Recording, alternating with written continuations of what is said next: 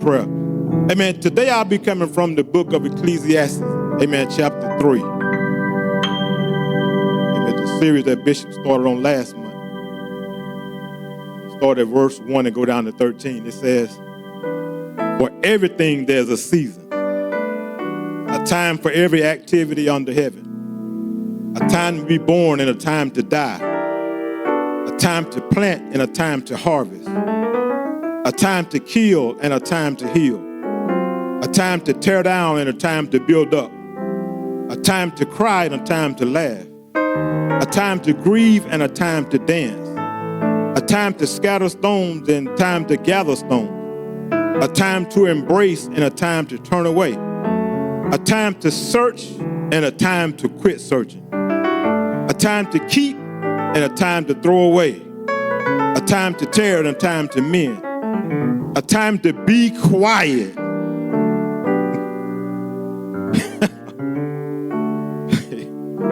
And a time to speak. What do people really get for all their work? I've seen the burden God placed on us all.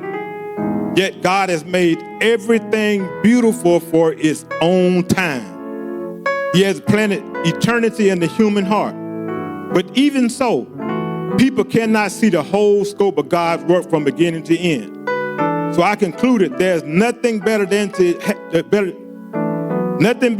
be happy and enjoy ourselves as long as we can. And people should eat and drink and enjoy the fruits of their labor, for these are the gifts from God.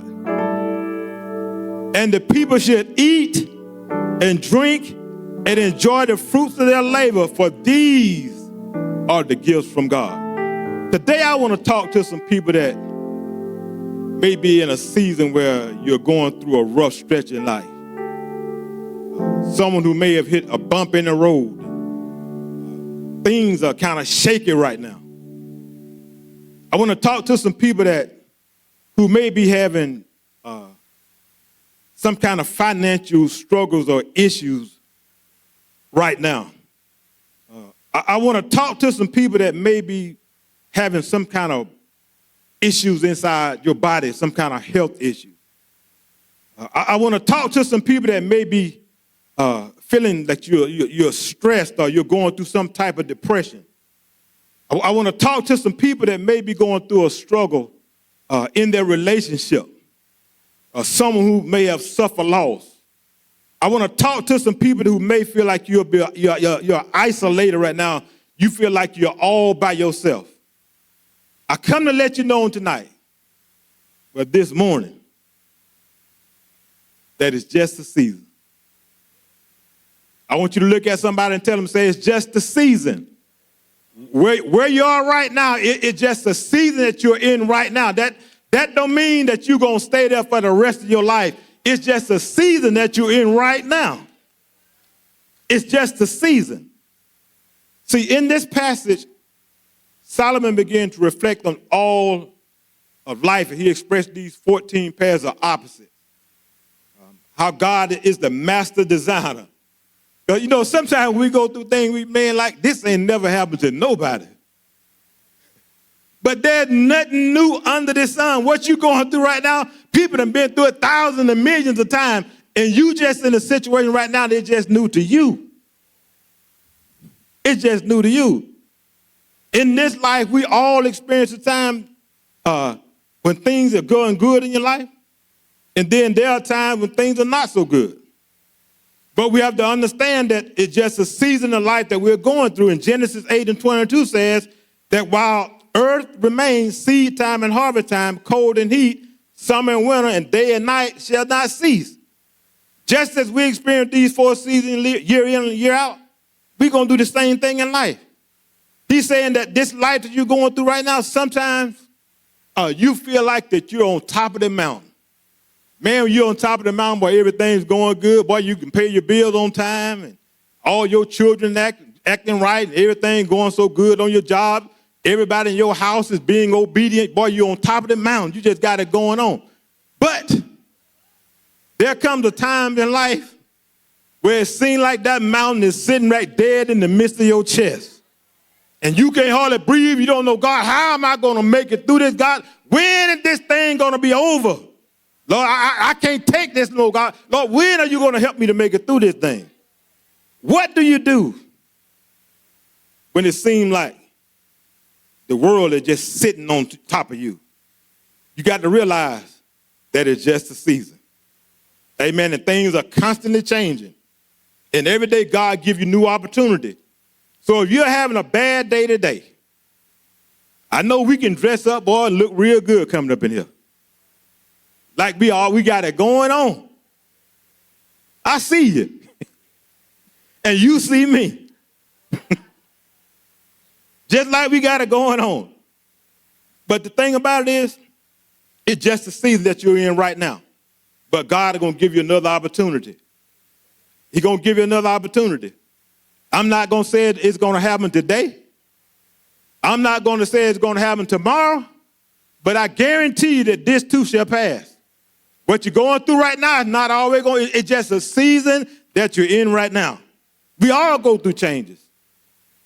We all go through changes, but it's just a season. But God has a plan and a purpose for our lives. We don't always understand God's plan and purpose. But we got to remember what Romans 8:28 says. He tells us that we know that all things, even the bad things, work together for the good of them that love God and them who are called according to his purpose. We think everything's supposed to be so straight in our lives. If you had everything that you wanted right now and God was doing everything that you want him to do right now, you wouldn't even need God. You wouldn't even need God, but you'd turn your back on God. If you had the house you wanted right now and the car you wanted right now and all the money that you wanted right now, some of y'all, we couldn't even get you to come to church. So sometimes God got to put a little pressure on you, cause some disturbance to come in your life to realize, okay, I know you got it going on, but let me show you that you still not in control, that I'm still in control of this thing. It's not always going to be good. I know we don't like going through bad situations. I know I don't. And sometimes I feel like, God, if you can just help me skip past this. While I'm going through something that's so hard, Lord, just help me to skip past this point. Yo, Lord, just do like Job said in Job 14:3 said that, oh, that thou would hidest me in the grave, that thou wouldest keepest me secret until this wrath be past. That thou would have appointed me a set time and remember me. Job was saying, God, I'm going through this right now. God, if you can just don't kill me, Lord. I don't want to die. But just put me in a safe place, God, out of reach so nobody can touch me until all this stuff is passed by, God, then come back and raise me up. See, sometimes you got to realize that it's during those hard times. It's during them times that you're going through a struggle. That's the time God is making you. God is molding you. He's mending you into the person they want you to be. So that's why you go through sometimes, but you got to realize that it's just a season. It's just a season. I'm not going to always be in this place. It's just a season. Amen. I'm just like a seed being planted. I may be going through some dark times right now, but it's just a season. It's just a season that I'm in right now. And here's the first lesson we can learn from your difficult season. No season lasts forever. It says for everything there's a season of time for every activity. No season lasts forever. No season lasts forever. Sometimes we find ourselves in bad situations. We begin to question God, when is this thing going to get better? Lord, when are you going to change? When is I'm going to come out of this situation? The good news is that this too shall pass. But sometimes when you're going through your bad season, how many of y'all here talk to yourself? If you don't talk to yourself, you better learn. People may think you crazy, but you got to talk to yourself sometimes.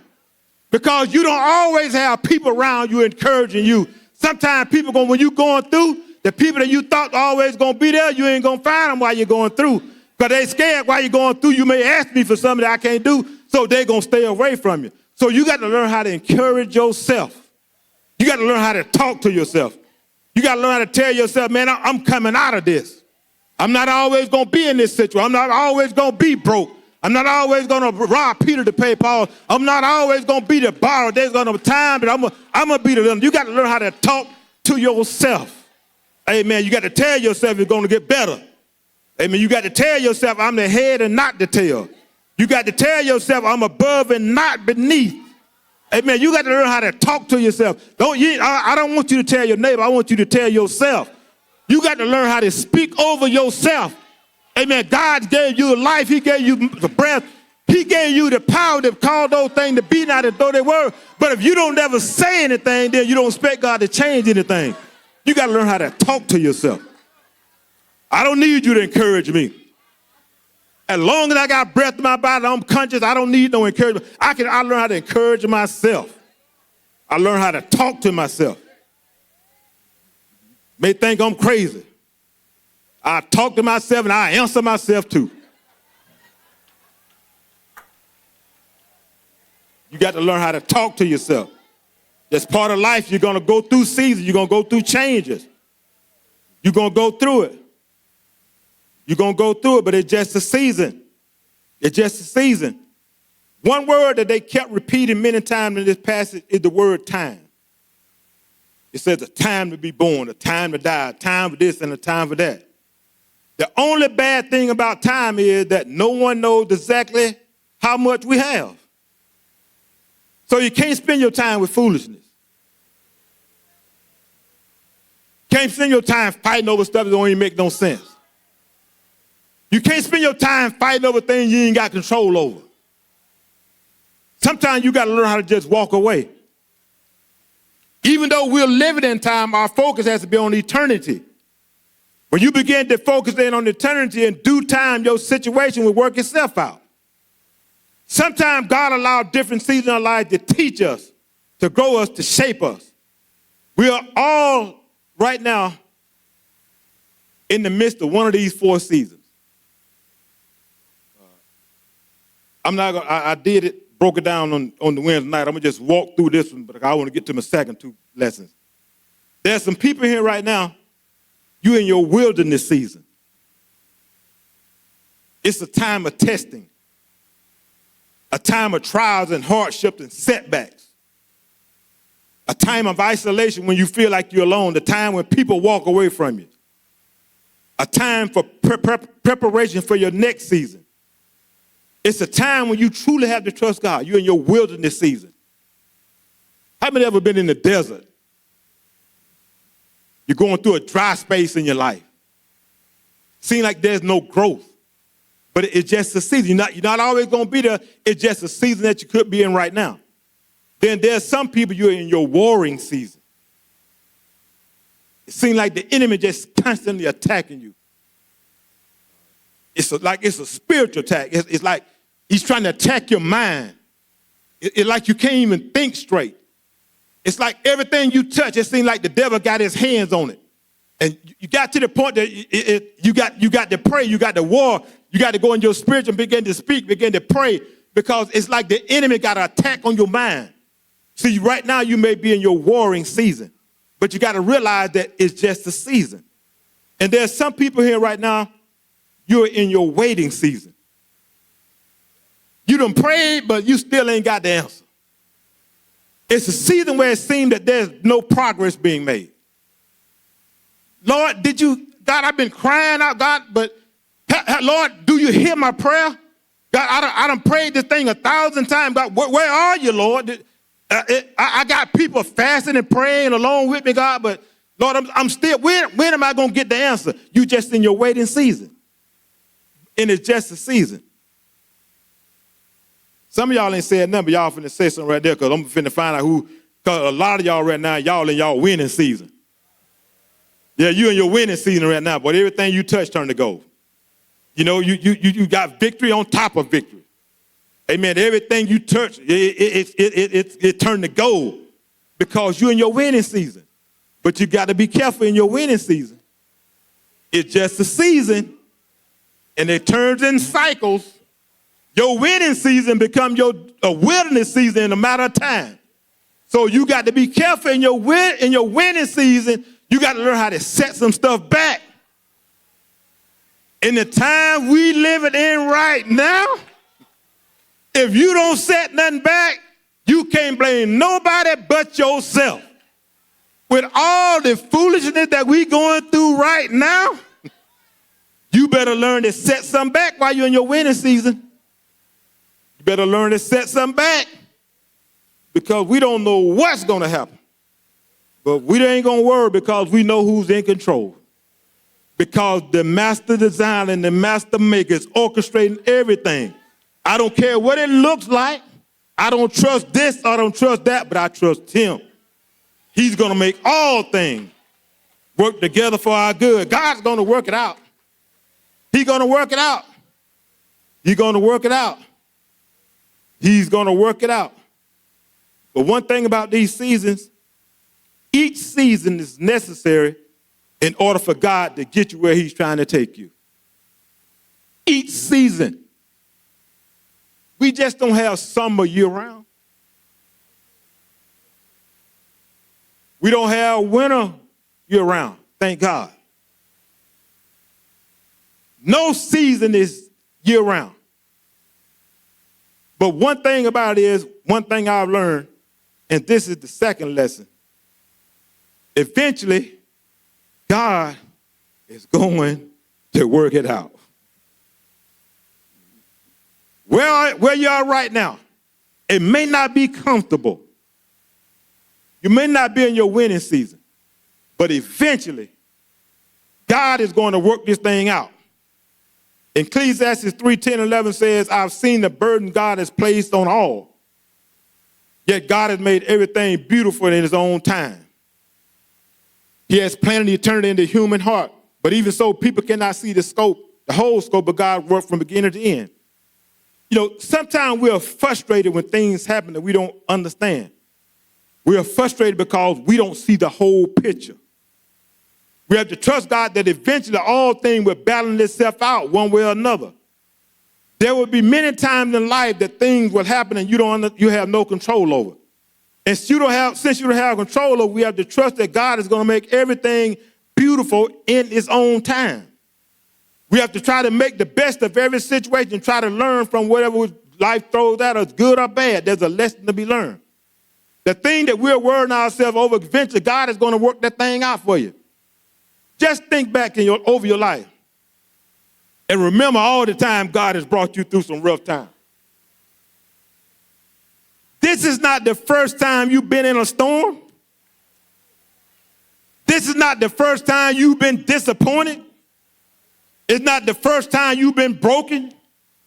It's not the first time that people have let you down. It's not the first time. It's not the first time you lost some things. So when you're faced with a storm, you got to remember that God got some promises that he told us. So when times get hard, you just got to learn how to hold on to the promises of God. Philippians 4:19 says, but my God shall supply all your needs and my needs and our needs according to his riches and glory. See, that's the promise that God made when you're in need. Jeremiah 29:11 says, for I know the thoughts I think toward you, said the Lord, the thoughts of peace and not evil, to give you an expected end. God had gave us promises. So when things are going bad, just go in the word and find some promises and then begin to pull those words out. Amen. Joel 2:25-26 says, and I will restore to you the years that the locust hath eaten, the cankerworm and the caterpillar and the palmer worm, my great army which set among you.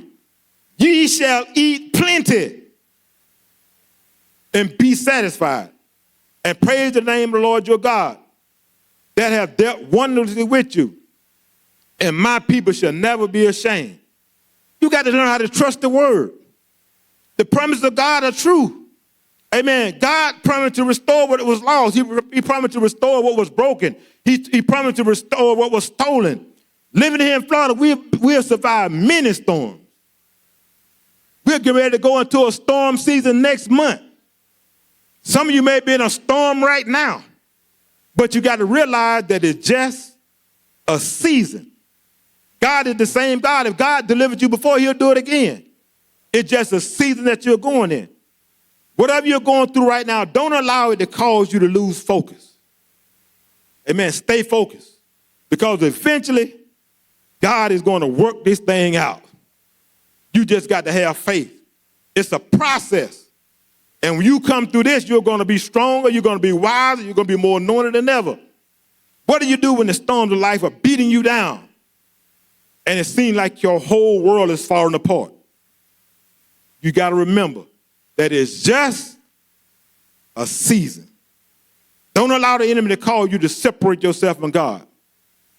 When you find yourself going through a storm, you got to, listen. One of the things I think, sometimes when we going through, we make mistakes, and people find out that we made mistakes, and sometimes we don't want to come to church.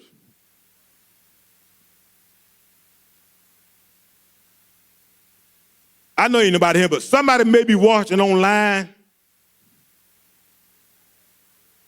Don't allow your issue to keep you from church. Because it don't matter how we dress ourselves up, how we try to cover stuff, everybody in here got issues. We may not have the same issue, but that don't mean we don't have issues. Everybody in here got problems. That's why I come to church. Because, Lord, I need you to help me again. God, I messed up. Y'all may not know it, but God knows I had to be under. Lord, I messed up again. God, forgive me, God. Lord, strengthen me, God. Help me to make it through this.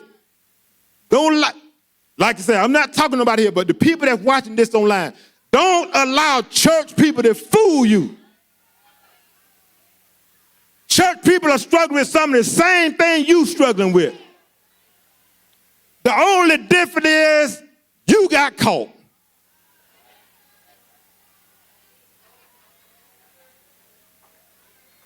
We all got issues. We all got issues. You can't point fingers at nobody. Everybody got issues in here. So when you're going through a storm, it's just a season.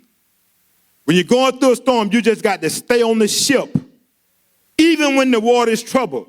Because even in troubled water, you got to remember that God is yet still in control.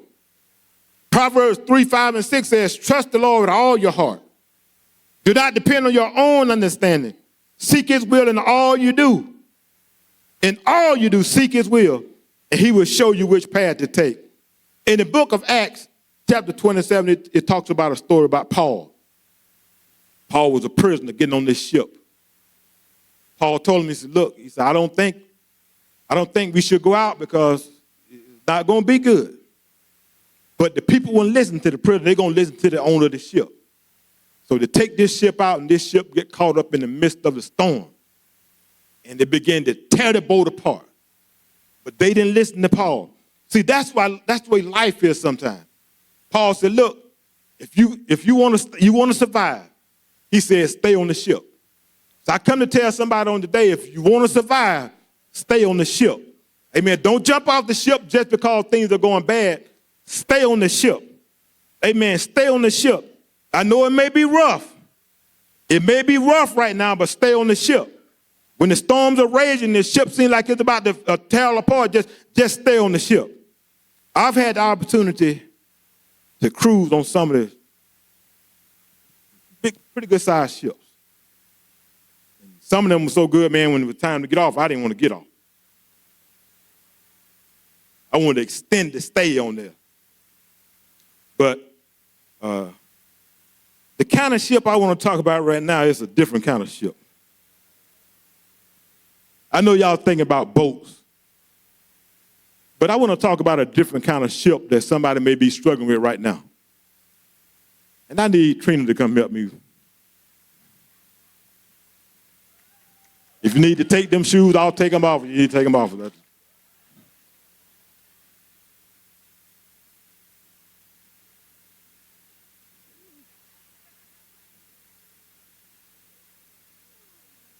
And the kind of ship I'm going to talk about right now that somebody may be struggling with is this ship that's called relationship.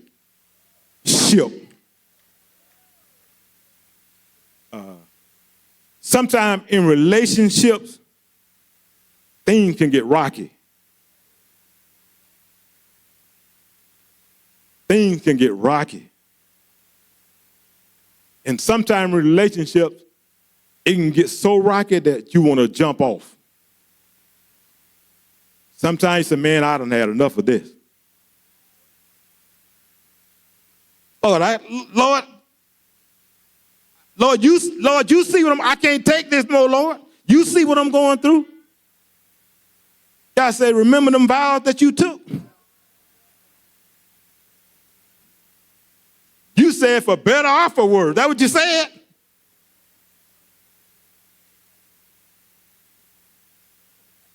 When you got money, when you ain't got money. That what you said? See, you looking at 43 years.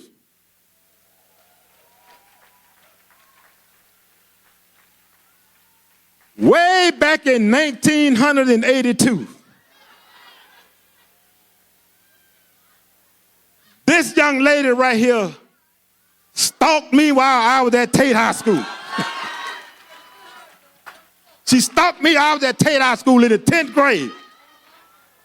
I'm just trying to do my lesson at school to make the A and B honor roll.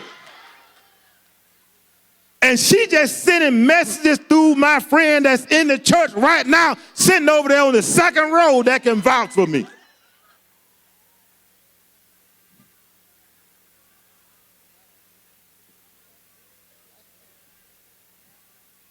So it's been a minute. 1982.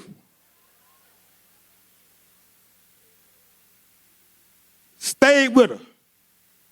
We stayed with each other. And it hadn't been easy.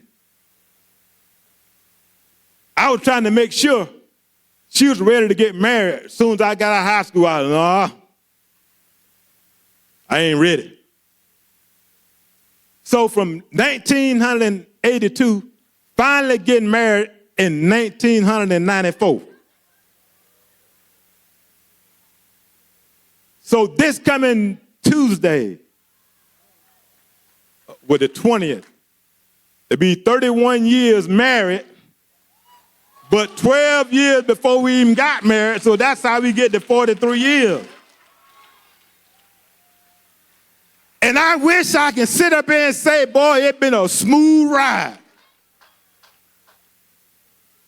But do y'all know what my wife's name is? My wife's name is Katrina.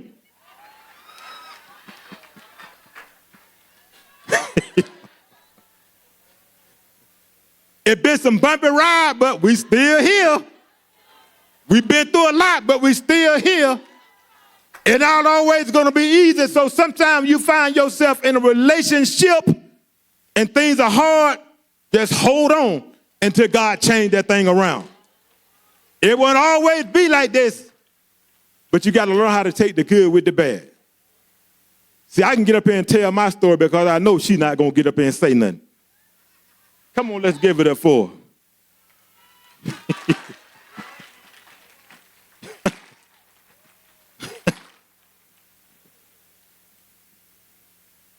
Relationships are important. Relationships are important. Don't jump off and things get bad because it will get bad. But you just got to hold on. You just got to hold on. And the next ship I want to talk about, if you can ever find you this type of ship, you got yourself. If you can find yourself a true friend ship, you better hold on to it. You better hold on to it. A true friend is someone who walks in when the rest of the world walks out. They are there when it matters the most. A true friend will tell you the truth even when it's uncomfortable. They'll tell you when you're doing something wrong. So if you find yourself and you get yourself a true friend, sometimes you think just because you got a true friend that y'all got to talk every day on the phone.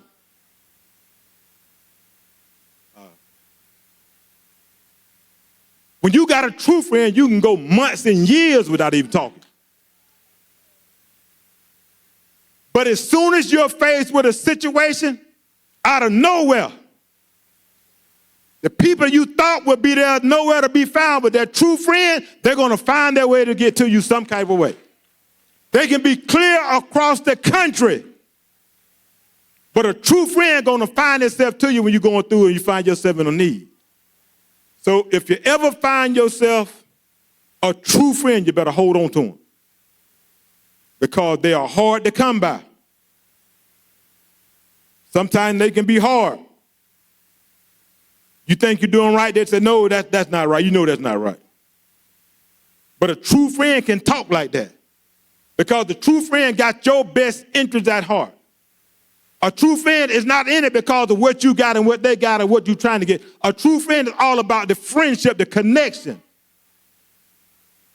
Everybody needs a true friend. I know sometimes in a relationship we can say, oh, my wife is my best friend.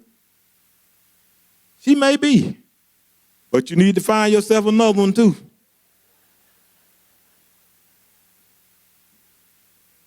Because that relationship sometimes it can be like this right here, and you going through something, and your true friend ain't talking to you.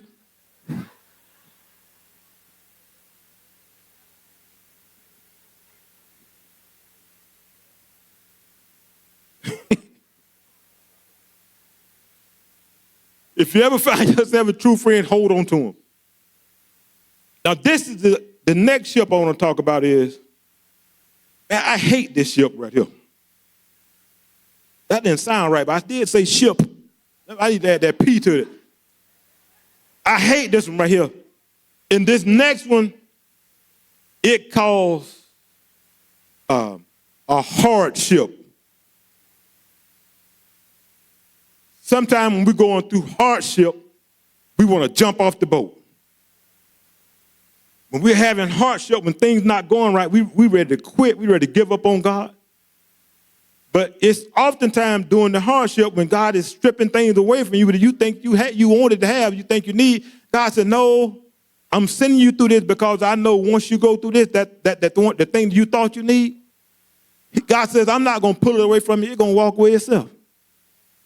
So the hardship, even though we don't like it, but it's important that you go through it.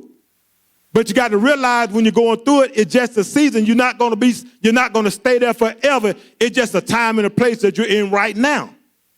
It's not going to be there you're not going to be there forever. God is stripping away.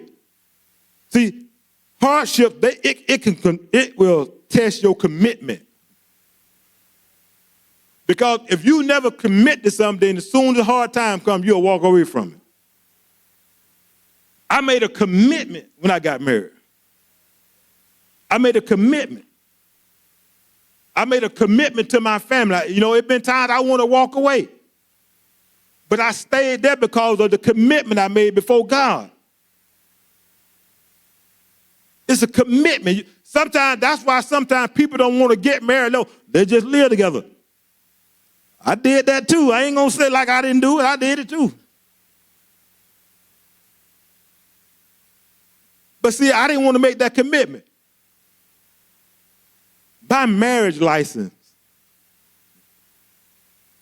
on my marriage license, the date it showed that we got married was May 20, 1949.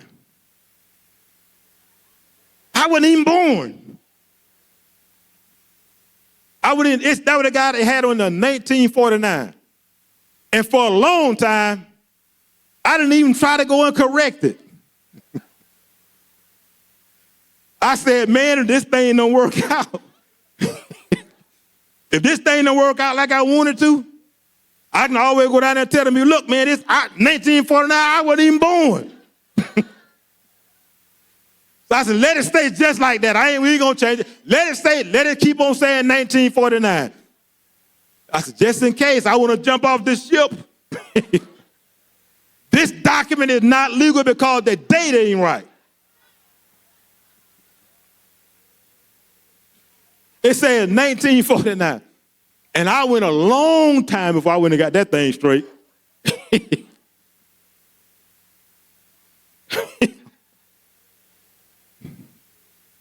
It's not always easy. It's about commitment. Hardship going to test your commitment. Hardship going to test what you believe. Hardship going to test to see if you're responsible or not.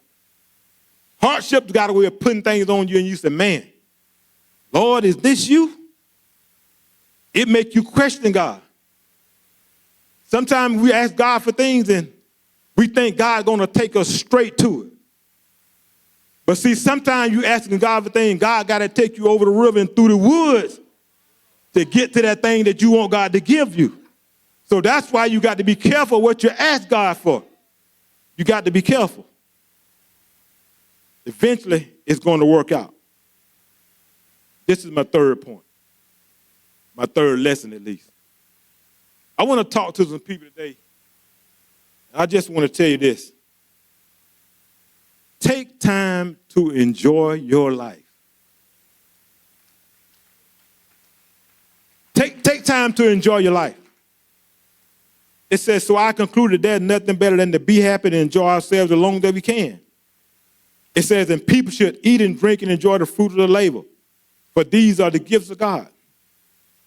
I heard people say that you only live once, but I disagree.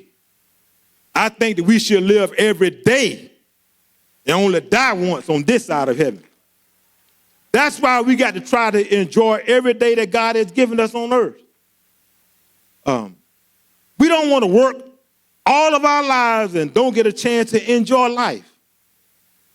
People work till they get to the point that they can't work no more.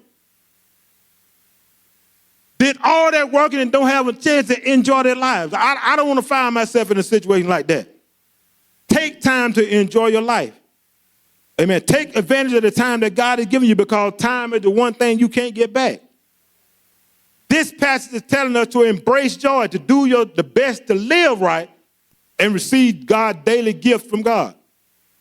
Enjoy the thing God bless you with. Whatever God bless you with, enjoy it. Whatever it is. You don't have to have the finest of cars to enjoy.